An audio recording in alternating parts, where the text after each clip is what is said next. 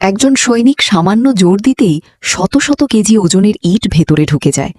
হঠাৎ পরের মুহূর্তেই দেয়ালের ইটগুলো অদ্ভুতভাবে নড়াচড়া শুরু করে এবং একের পর এক ঘুরতে থাকে। সব ইট ঘুরে যাওয়ার পর বিশাল দরজাটি ধীরে ধীরে খুলে যায়। দৃশ্যটি দেখে আশপাশের সৈনিকরা ভয়ে পিছিয়ে যায়। এরপর সবাইকে ভিতরে ঢোকার নির্দেশ দেওয়া হয়। অস্ত্র হাতে সৈনিকরা প্রাচীন সমাধির ভিতরে প্রবেশ করে, কিন্তু তারা জানত না ভেতরে অসংখ্য মারাত্মক ফাঁদ লুকিয়ে আছে। ভেতরে ঢুকেই তারা অসংখ্য ধন সম্পদের বাক্স দেখতে পায়। লোভে পড়ে সবাই অস্ত্র ফেলে সম্পদ কুড়াতে শুরু করে। কেউ কেউ তো সম্পদের জন্য নিজেদের মধ্যেই মারামারি শুরু করে দেয়। ঠিক তখনই সামনে থাকা একটি বিশাল বাক্স কাঁপতে শুরু করে। সবাই ভেবেছিল এর ভেতরে নিশ্চয়ই কোনো অমূল্য ধন লুকানো আছে।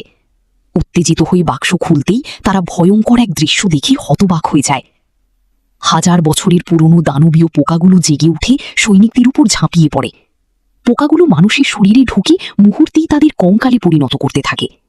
আতঙ্কে সবাই দিক বিদিক ছুটতে শুরু করে। এদিকে অন্য কয়েকজন ভুল করে একটি ফাঁদ সক্রিয় করে ফেলে।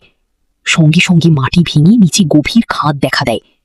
তবুও ধন সম্পদের লোভে তারা মই বসিয়ে একে একে ওপারে যেতে থাকে।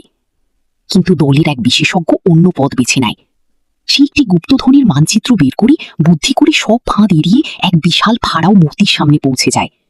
তারপর চশমা খুলে সূর্যের আলো প্রতিফলিত করে মূর্তির চোখে ফেলে। হঠাৎ মূর্তিটি মাঝখান থেকে খুলে যায় এবং ভেতরে একটি উজ্জ্বল পথ দেখা দেয়। উত্তেজিত হয়ে বিশেষজ্ঞ সেই পথে এগিয়ে যায়। কিছুক্ষণ পর সে সমাধির গভীরে পৌঁছে দেখে সেখানে পারদে ভরা এক বিশাল জলাশয়, আর মাঝখানে রয়েছে রহস্য